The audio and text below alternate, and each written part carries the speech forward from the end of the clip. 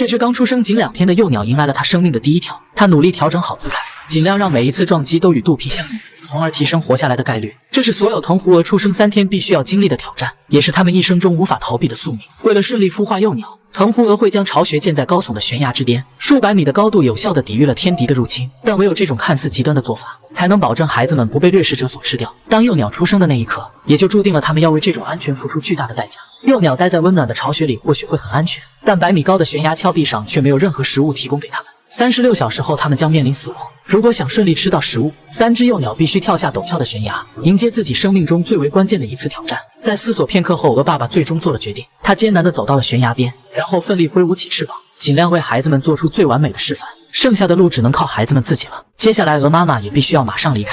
小幼鹅慌张地追了上去，似乎他们还没有做好离别的准备。在和孩子们做好最后的叮嘱后，他来到悬崖边纵身一跃，最终鹅妈妈安全着陆。他在岩石上焦急地等待着孩子们。3只幼鹅中的老大迈出了第一步，他看了眼100米高的悬崖，尽管十分害怕，可他还是选择鼓足勇气纵身一跃。小幼鹅在急速下坠中不断调整着姿态，努力使身体保持平衡。他用力舒展双翅，在高空中伴随着微风滑翔。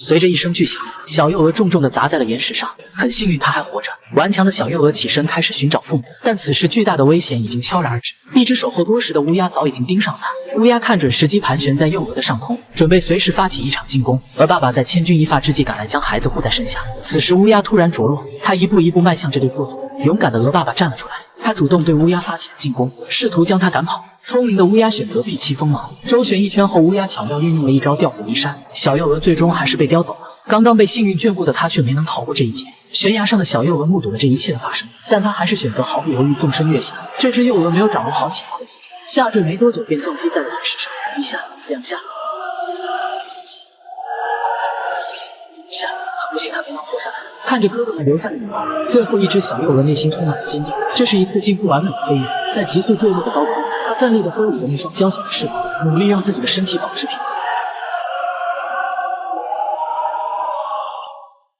好在没有伤及到身体的要害。此时鹅妈妈也飞过来为孩子加油。再次撞击到岩壁上的幼鹅不断翻滚着身体，最终它被卡在了一处岩石的缝隙中。小幼鹅不断摆动着翅膀，试图挣脱出来。它不能就此放弃。在母亲的帮助下，幼鹅摆脱了束缚。它带着哥哥们的祝福和爸爸妈妈的祈祷，最后成功落在了雪地上。巨大的冲击力使它的身体不由自主在地面翻滚。焦急万分的母亲马上赶过来，因为这已经是她唯一的孩子了。很难想象出生仅3天的幼鸟就要面临死亡的考验，或许这便是大自然中残酷的一面。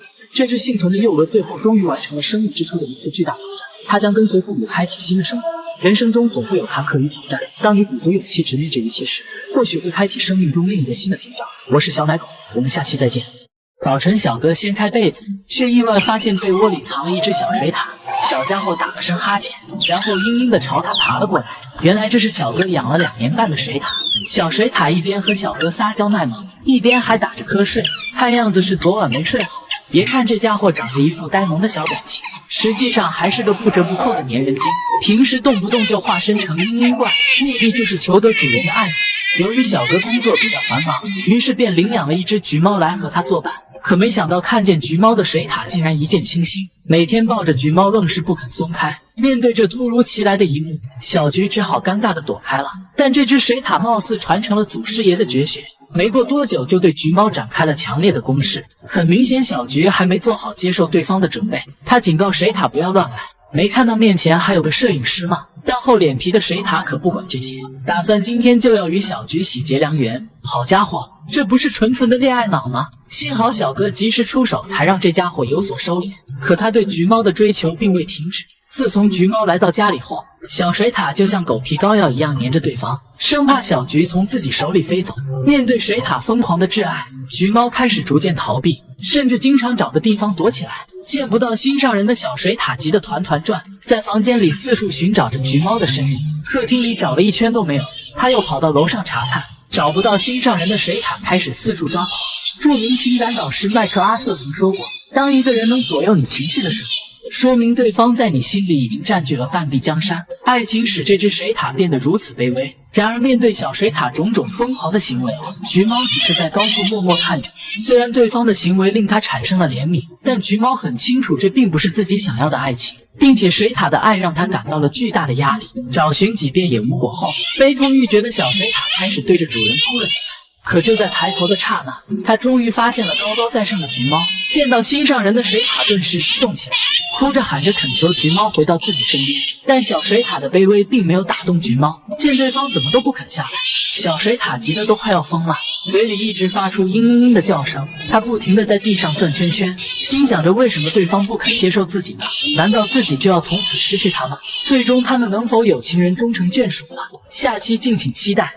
他一次要拉50斤牛奶，每天往返3次，每次往返的路程足足有10公里。而这样的工作他已经干了整整8年。这是发生在印度南部山村一个真实的故事。狗狗名为阿布，8年前他跟随主人来到了这个贫困的家庭。那时候的他还是一只流浪狗。阿布的到来对于本不富裕的家庭来说无疑是雪上加霜，因为主人自己都时常饿肚子，更何况现在多了条狗呢？可即便家人百般反对，主人最终还是选择将它留下。为了帮主人一家减轻负担，阿布从此化身成一名牛奶配送员。每天清晨，主人会将装满鲜奶的桶放在后车上，大桶是30斤的重量，小桶只有20斤。当一切准备完成后，阿布便开始跟随主人出发了。当他行走在乡间的小路时，脖子上挂满的铃铛会发出悦耳的响声，这时村民们就知道是卖牛奶的来了。随着一次次牛奶的售卖，阿布身上的负担也逐渐减轻。就这样一路走走停停，满满的2大桶牛奶也很快被售罄。可他今天的任务却只完成了1/3。由于主人临时有事，这趟陪伴阿布出行的是坐在车上的小主人。挤出新鲜的牛奶后，女主人将牛奶再次灌入桶内，接着阿布拉着小主人再次出发了。就这样，他每天在这条熟悉的路上往返着。久而久之，附近的孩子也都认识了阿布，并且大家也都很喜欢他。由于长期过度劳损，导致狗狗的身体产生了严重的畸形。可即便如此，阿布依旧任劳任怨的每天工作着，而他也成了老主人最得力的助手。为了感谢老伙计多年的付出，每次外出回来时，老主人都会为他准备一大碗牛奶来补充营养。天气炎热时，老主人还会为他亲自洗澡按摩，来缓解一天的疲惫。而这时也是阿布一天当中最开心和放松的时刻。现在的阿布已是10岁高龄，他也从那个意气风发的少年变成了一只步履蹒跚的老狗。但现在的阿布依旧每天不辞辛苦的来回奔波着。与以往不同的是，他的脚步慢了许多。为了报答主人的恩情，狗狗将一生所有的时间都奉献给了这个家庭。整整8年的时光，他无怨无悔的默默付出着。我想对于主人来说，他已经不再是一只宠物，更是家庭中不可分割的一部分。或许现在该是他安享晚年的时候了。有人说这只黄狗的命很苦，也有人觉得虽然狗狗每天都很辛苦，但它却有一个温暖的家。对此你怎么看呢？男子翻开垃圾箱后，却在里面发现了2只长得像老鼠的动物。2个小家伙顿时被吓了一跳，惊恐的小眼神一直望着男子，这可把他高兴坏了。想不到自己居然捡到2只嘤嘤怪。还没等小水獭回过神来，男子直接一把将它捞起。被抓起的小家伙吓得4肢蜷缩，一动也不敢动，样子真是可爱极了。小水獭一脸嫌弃地看着男子，如果家里没矿的话，我劝你最好还是把我们放回原位。此时捡到水獭的男子也是格外激动，对着镜头不断的炫耀，让2个小家伙却待不住了。他们只想尽快逃离男子的手掌，然后乖乖的回到原地等着妈妈回来。可没曾想男子是个急性子，一转眼的功夫就将他们请回了家里。小水獭一脸蒙圈，这下可彻底和老母亲走失了。男子随后为小家伙称了体重，仔细一看足足有500多克，而另一只小水獭看样子是个弟弟，体重比上一只少了100多克。体检完成后，男子将他们放进了小窝，可小水獭却是一脸的不满，用埋怨的小眼神一直看着小哥。由于回来比较匆忙，男子只好先用小狗吃的奶粉来招待他们。因为担心2个小家伙吃不饱，他还特意放了一把狗粮进去，然后用搅拌机打碎，这样一大杯营养餐就做好了。接着男子将奶瓶放进微波炉进行加热，将温和的奶瓶取出后，他高兴地把小水獭捧在手里，这呆萌的样子着实让人心动。此时觉得小水獭可爱的扣666。随后男子将奶嘴放入小水獭口中，刚开始小家伙还不太适应，不过很快他就大口地喝了起来。看见小水獭吃得这么香，小哥也很欣慰。几天后，男子带他们来到了一处水池边。由于没有太多游泳的经验，小水獭显得有些害怕，在岸边不停地打量着。看到这种情况，男子也是哭笑不得。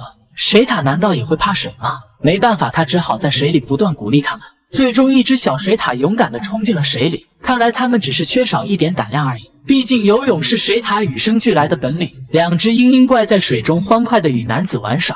经过一段时间的相处后，2只小水獭与男子的关系越来越好。他们总是黏着小哥，似乎将小哥当成了自己的妈妈。几个月后，小水獭长大了许多，现在他们已经断奶了。今天男子买了一袋小鱼回家，准备让小家伙们练习捕鱼技巧。由于缺少母亲的教导，目前小水獭还没有捕食经验，虽然他们在水中动作敏捷，但忙活了半天却一条小鱼也没抓到。直到几只鱼儿没了力气，小水獭才好不容易将鱼儿抓获。随着不断的练习，他们开始慢慢掌握了捕鱼技巧。水池的小鱼不久就没剩几条了。现在2只小家伙已经和男子过上衣食无忧的日子，最后希望他们能一直快乐的生活下去。这是一座猫比人多100倍的岛屿，岛内生活着数万只猫咪。如果你喜欢猫咪，那这里简直是你的天堂。一眼望去数不尽的猫猫，会治愈你所有不好的心情。宁静又祥和的小岛上大约住着几万只猫咪。这座浮桥是通往岛内的必经之路。当游客登上岸边的那一刻，猫猫大队会拿出前所未有的热情来迎接每一位客人。一些志愿者会定期为猫咪们送来食物，这时候便是猫猫们最开心的时候。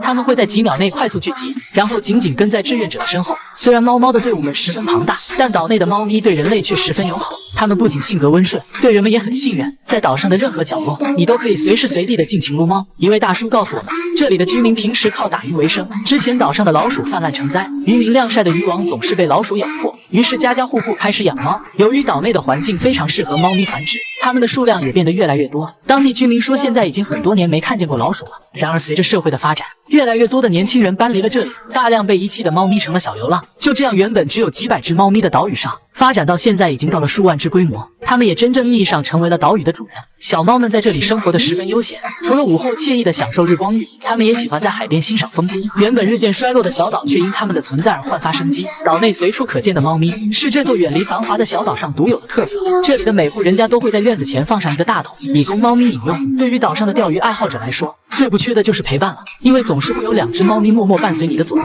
只要看到鱼儿上钩，猫猫们就会果断出手，然后高兴地跑到一旁分享美味。小哥说自己经常钓鱼给他们吃，在岛上最不缺的就是鱼。平时渔民们打鱼回来后，都会拿出一条最肥的鱼来分给他们，而猫咪们也会乖乖地在一旁等候，用可怜巴巴的小眼神等着分鱼。如果你看到100只猫猫围观的场景，那一定是某户人家在给猫咪们分鱼吃。久而久之，这也成为了当地的一种传统。分鱼越多，渔业越旺。这只猫咪因为思考今晚约会的地点，而忽略了近在眼前的生鱼片。等到它回过神的时候，食物已经没了。但好在今天的鱼肉足够多。随着大叔手臂一挥，猫猫大队迅速一拥而上。在猫咪的世界中，也有残酷的斗争。强壮的猫咪往往能分到更多的食物。显然，这只白猫相比其他猫咪大了一圈。但是对于年幼的小猫，大家都会额外分出一部分食物来喂养。奶奶告诉我们，这里的每户人家都会有固定的一批猫，很多小猫都是奶奶看着长大的。所以它们对奶奶十分依赖，平时总是喜欢围绕在奶奶身边。由于猫猫们长期与人类相处，所以岛上的猫咪都很亲人。它们不但治愈了老人们孤单的内心，同时也给了老人晚年最珍贵的陪伴。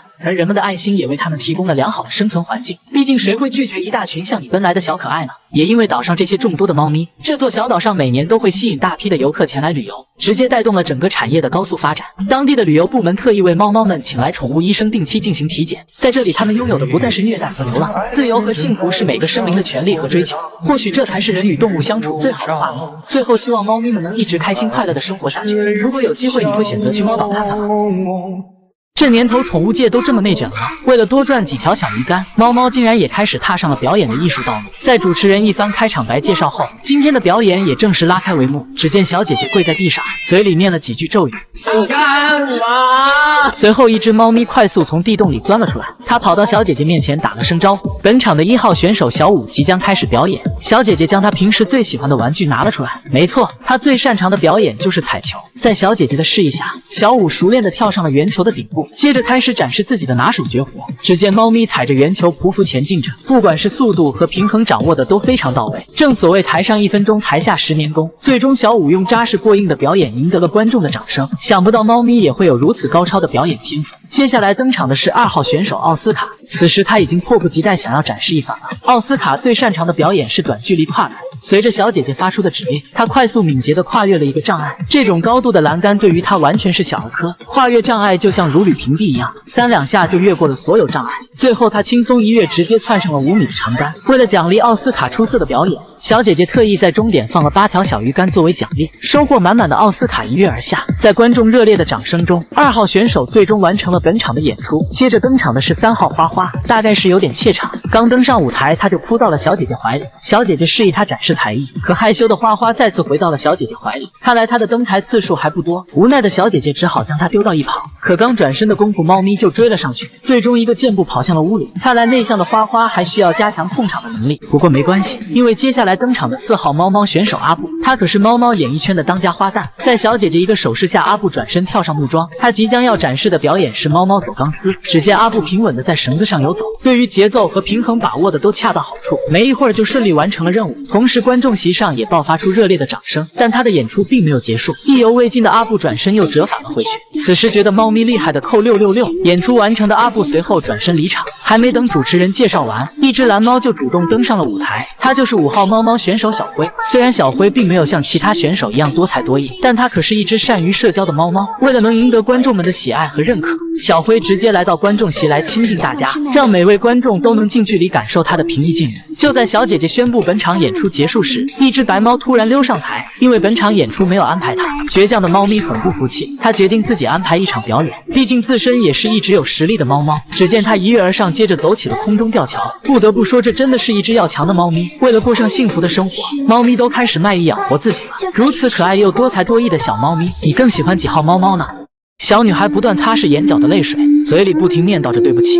受伤的猫咪获救了，可女孩却哭得很伤心，因为这是她第一次欺骗自己最好的朋友。8岁女孩与猫之间上演了一段童话般的感人故事。女孩名叫贝娜，3年前她跟随父母来到乡下居住，性格内向的她没有交到任何朋友，贝娜感到很孤独。就在这时，一只猫走进了她的世界，她每天陪女孩玩耍，逗她开心。随着时间的流逝，他们也成为了彼此最好的朋友。女孩给她取名小五。小五的出现不但治愈了女孩孤独的内心，同时也陪伴她走过了那段艰难的时光。然而就在半月前，小五却突然消失了。贝娜围着附近找了一遍又一遍，最后在一间废弃的小屋中，她终于发现了受伤的小五。原来猫咪的前脚被捕鼠夹夹住了，她痛哭流涕地抱着它寻求帮助。虽然最后小五被成功解救了，可这一刻她的内心却发生了变化。自从小五逃走后，他就一直躲在房子的屋檐下，也就是从那时起，他们之间有了隔阂。他开始封闭自己的内心，对人类有了高度的警惕性。但贝娜始终相信他们之间的友谊，因为猫咪是他来到这里的第一个朋友。每天放学后，他都会过来陪伴小五，就如同3年前他陪伴女孩一样。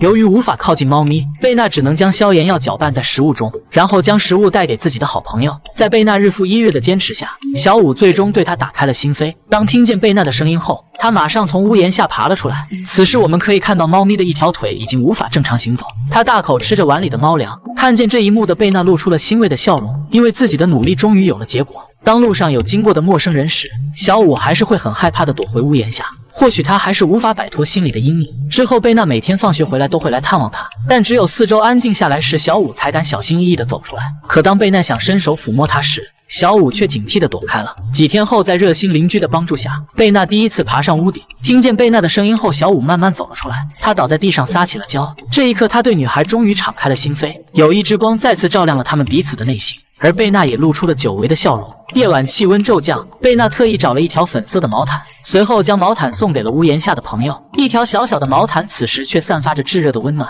从此以后，贝娜每天放学后都来探望小五，只要听见女孩的声音，猫咪马上就会跑出来迎接自己的好朋友，然后陪着女孩一起嬉戏玩耍。或许在猫咪的世界里，只有女孩对自己最好。为了帮猫咪治疗腿部的伤，救援队打算通过诱捕的方式来进行救援。在贝娜几声的呼唤后，小五慢慢走出了屋檐下，接着一点点朝着女孩的方向走去。在贝娜不断的指引下，小五顺利的走进了笼内。随着笼门的关闭，猫咪也被成功救援，而它似乎受到了惊吓，不断用身体撞击着玻璃。看到这一幕的贝娜心疼的流下了眼泪，她一边哭泣一边说着对不起。女孩觉得自己欺骗了最好的朋友，辜负了她的信任。在贝娜的安抚下，小五也变得安静下来。虽然猫咪顺利获救了，可女孩却流下了自责的泪水。在救援人员的帮助下，小猫被送往了宠物医院。经过一系列的检查后，医生表示猫咪需要进行截肢手术。得知这一消息的贝娜有些失落，她来到朋友面前，不断安慰着他，并告诉对方自己会一直陪伴在他身边。2年后，小女孩长高了许多，她依旧每天放学后第一时间来找自己的老朋友，而猫咪也会默契地等着女孩。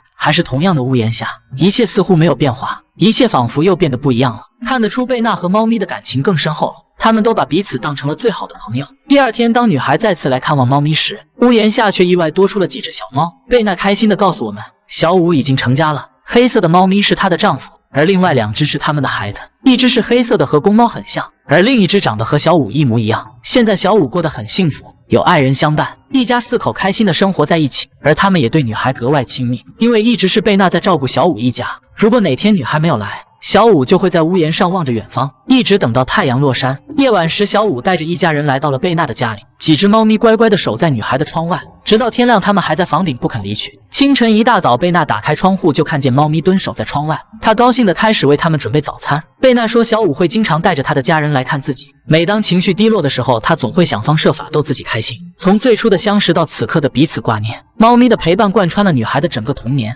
她也从那个性格内向的小女孩蜕变成了开朗乐观的贝娜。现在她的脸上有笑，心里有光。贝娜和猫的事迹在当地很快传为一段佳话。救援队送给了女孩一份特殊的礼物，大家准备在女孩家的楼顶为她打造一个猫咪游乐场。她笑着说道：“小五肯定很喜欢这些玩具。”下午时分，几只猫咪出现在了楼顶。第一次接触这些玩具的小五很是好奇。从此以后，猫咪一家也有了属于自己的专属乐园。记者问女孩为什么不把小五留在家中，女孩说：“我当然希望把他永远留在身边，可我更希望他能拥有自由和选择的权利。小五是我最好的朋友。”5年后，当节目组再次找到贝娜时，她已经从那个天真的女孩变成了亭亭玉立的少女。记者随即询问了小五的情况，原来几年前由于上学原因，她不得不从乡下搬到千里之外的城市。女孩从母亲口中得知，自从贝娜离开后，小五每天都在楼顶守着，直到1年后，她便再也没有出现过。她最后一次与小五的相见是4年前的夏天。女孩说，她在村子里找了无数遍，但却怎么也找不到小五的身影。她猜测小五已经去了另一个世界。现在贝娜也会经常喂养一些流浪猫。女孩告诉我们，她不会忘记他们之间的友谊，因为10年前学校里的同学都疏远嘲笑自己，只有一只流浪猫愿意和她成为朋友。她会永远感恩和铭记这份友情。动物会无条件爱人，而这样的人并不多。或许在很多人看来，宠物存在的意义只是陪伴，但我想对于贝娜而言，一只猫不但治愈了她童年内心的孤单和自卑，也对于她的整个人生产生了巨大的影响。而贝娜的善良也为猫咪带去了生活中的温暖。跨越种族的友谊让他们彼此温暖，相互治愈。相信内心充满爱的人，最后同样也会得到爱的回馈。我是小奶狗，我们下期再见。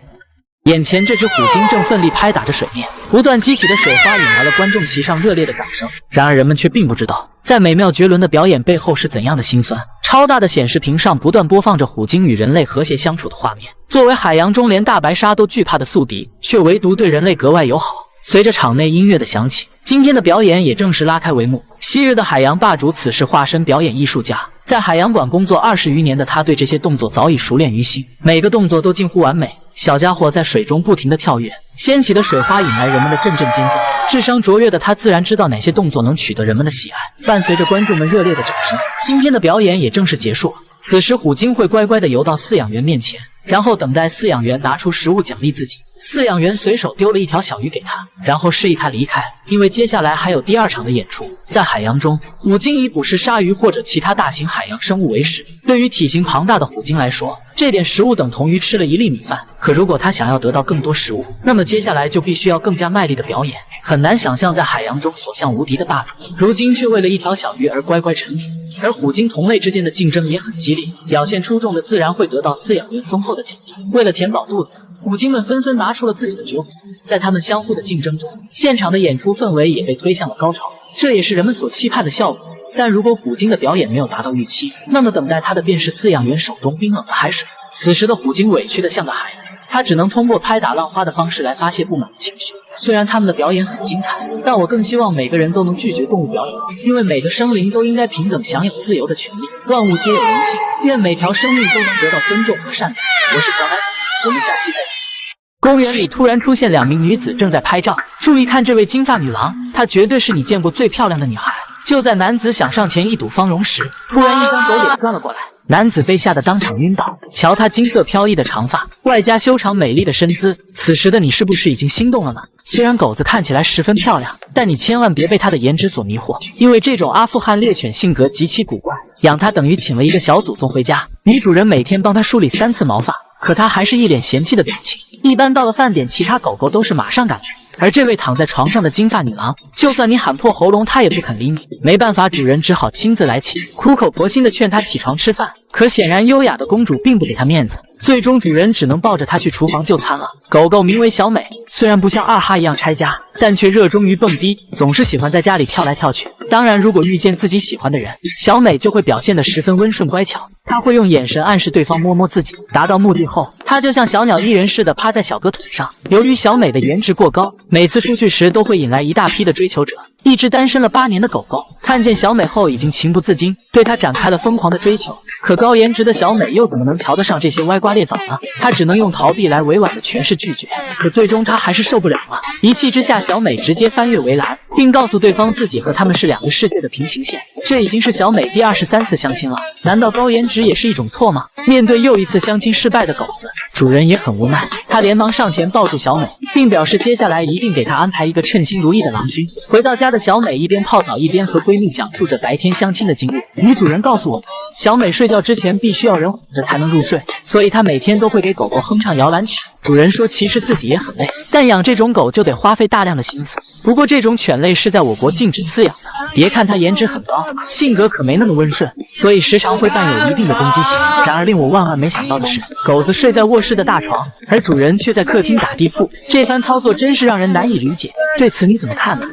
要打针了，怎么办？5只小老虎上1秒还在奶凶奶凶的喵叫，见到饲养员后立刻就怂了。饲养员也没客气，一把薅住小老虎的脖梗就给提了出去。堂堂森林之王难道也怕打针吗？刚出生的虎宝宝都十分可爱，呆萌的样子谁都想上去撸一把。就是这群看起来人畜无害的小可爱，可把虎妈给累坏了。不久前虎妈一时兴起，本想着生2个虎崽子陪陪自己，没曾想一不小心生了5只出来，这下给虎妈愁得满脸皱纹。虽然每只颜值都很高，但一次性带这么多娃，就算是母老虎也扛不住了。刚好今天是虎宝宝们打疫苗的日子，虎妈趁这个机会赶紧溜了出去。离开妈妈的小老虎紧张的蜷缩在角落里，心想着妈妈是不是不要自己了。这时一群饲养员突然冲了进来，小老虎龇牙咧嘴的发出威胁，不知道本喵是老虎吗？再往前一步我就吃了你。可见到饲养员手里的针头后，2只小老虎立马就怂了。饲养员一把拎起最嚣张的那只，隔壁的虎妈听到孩子的叫声很是担心，这才反应过来自己中了调虎离山之计。此时悬在半空的小老虎被吓得4肢瘫软，恳求饲养员能放自己一马，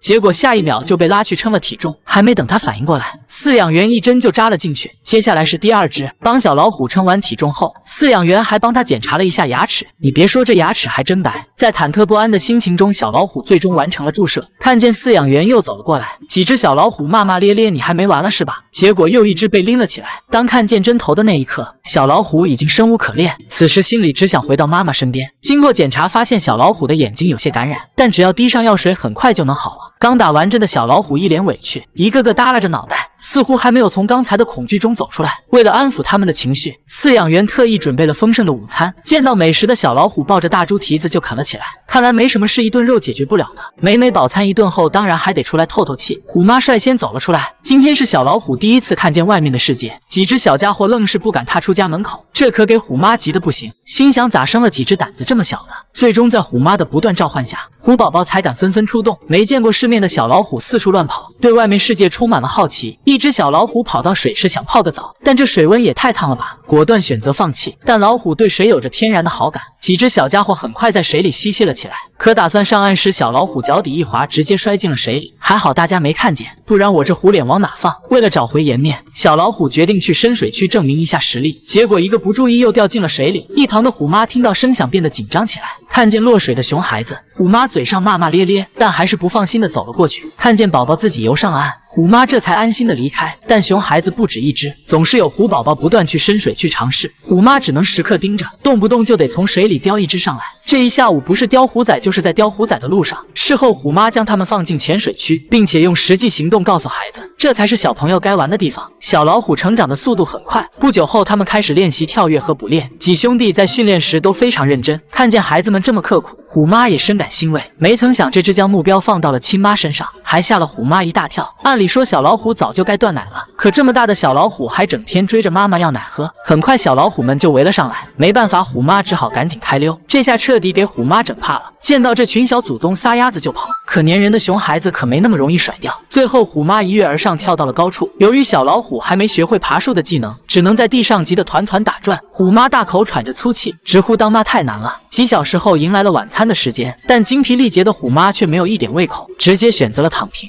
此时一只喜鹊飞了过来，看见地上的美食，它可高兴坏了，这下捡了个大便宜。可一旁的小老虎不乐意了，敢在我地盘抢吃的，说着就发动了进攻。喜鹊见状慌忙飞走了。为了守住地盘，5只小老虎开始追赶入侵者，直到把他们都赶走才肯罢休。不久后，小老虎们开始呼呼大睡，估计是刚才玩得太累了。为了帮虎妈分担压力，饲养员特意为虎宝宝们制作了木马玩具，老大直接就爬了上去，可另外2只被吓得接连后退。小老虎一口气将木马掀翻在地。有了新玩具的孩子们一时间忘了妈妈。此时虎妈终于得到了片刻的歇息，看来带娃真不是一件容易的事。希望5只小老虎能健康成长，早日成为森林之王。小猫咪出生没多久就失去了妈妈，为了寻找妈妈，它开始在马路上孤独的流浪。可熟悉的街道走了无数遍，却怎么也看不见妈妈的身影。街边从此多了一个孤独的背影。这天，小哥在路边发现了它，小猫咪还以为是妈妈回来了，它赶紧朝着小哥走了过去。瘦小的身体不断在小哥脚下蹭来蹭去，突如其来的热情让小哥有些不知所措。小猫咪用2只小爪抓着地面，像是在采奶的样子。难道是想妈妈了吗？小哥忍不住摸了摸它，